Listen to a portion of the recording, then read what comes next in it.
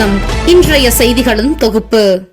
கொங்குநாடு மக்கள் தேசிய கட்சியின் முன்னிலை பொறுப்பில் மாவீரன் தீரன் சின்னமலை கவுண்டர் அவர்களின் முழு உருவச் சிலை அடிக்கல் நாட்டு விழா ஓடாநிலை தீரன் சின்னமலை மணிமண்டப வளாகத்தில் நடைபெற்றது.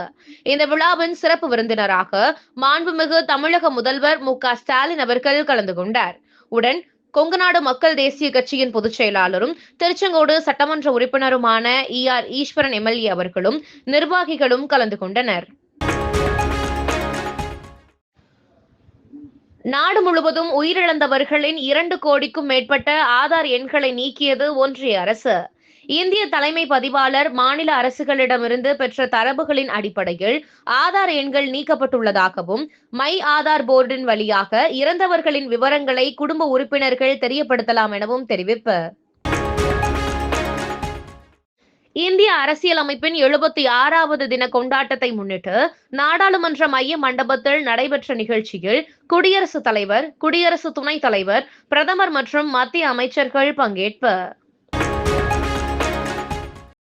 டெல்லியில் கார் குண்டுவெடித்த வழக்கில் தொடர்புடையதாக ஹரியானாவைச் சேர்ந்த மேலும் ஒருவர் கைது. கார் குண்டுவெடிப்பை நிகழ்த்திய பயங்கரவாதி உமருக்கு அடைக்கலம் கொடுத்ததாக சோயாப் என்பவர் கைது. உமருக்கு நெருக்கமான 6 பேர் ஏற்கனவே கைதான நிலையில் 7வது நபரும் கைது. உலகின் அதிக மக்கள் தொகை கொண்ட நகரமாக மாறியது இந்தோனேஷியாவின் தலைநகரான ஜகார்த்தா. வங்கதேச தலைநகர் டாக்கா 2வது இடத்திலும், ஜப்பான் தலைநகர் டோக்கியோ 3வது இடத்திலும் உள்ளதாக ஐநா தகவல்.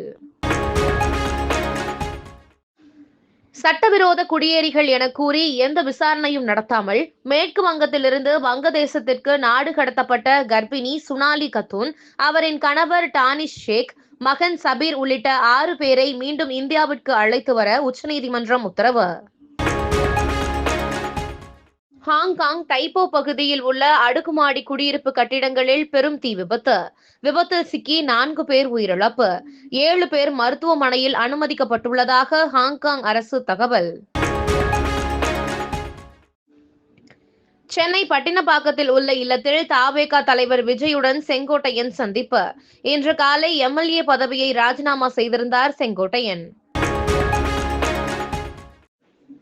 செங்கல்பட்டு, விழுப்புரம், கடலூர், மயிலாடுதுறை, நாகப்பட்டினம், திருவாரூர் ஆகிய 6 மாவட்டங்களில் நவம்பர் 29ஆம் தேதி அதி கனமழைக்கான ரெட் அலர்ட்டும், புதுச்சேரி, காரைக்காலிலும் அதி கனமழைக்கான வாய்ப்புள்ளதாகவும் வானிலை ஆய்வு மையம் கணிப்பு.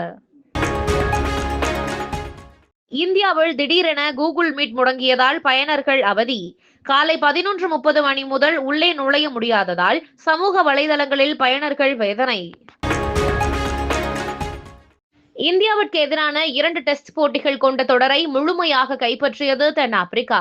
கவுகாத்தியில் நடைபெற்ற 2வது டெஸ்டில் இந்தியாவை 408 ரன்கள் வித்தியாசத்தில் வீழ்த்தியது தென்னாப்பிரிக்கா. மேலும் இதுபோன்ற செய்திகளுக்கு KMDK லைவ் சேனலை லைக் பண்ணுங்க, ஷேர் பண்ணுங்க, சப்ஸ்கிரைப் பண்ணுங்க.